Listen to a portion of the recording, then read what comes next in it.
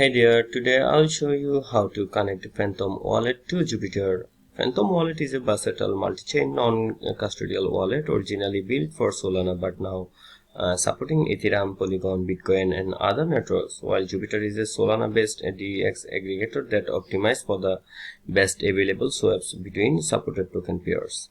So how you can connect a Phantom wallet to Jupiter? First open Phantom wallet from your device, then after opening it, log into your account, and after login, then select the browser icon from here. Then after selecting browser icon, search for Jupiter here.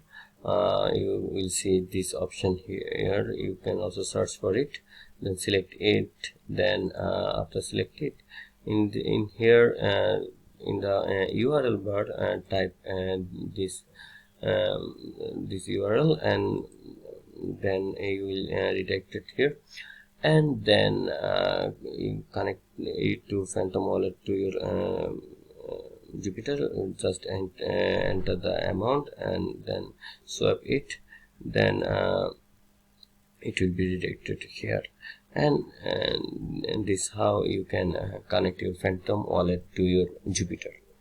If you found this video helpful, then don't forget to give a like and subscribe for more tech tips.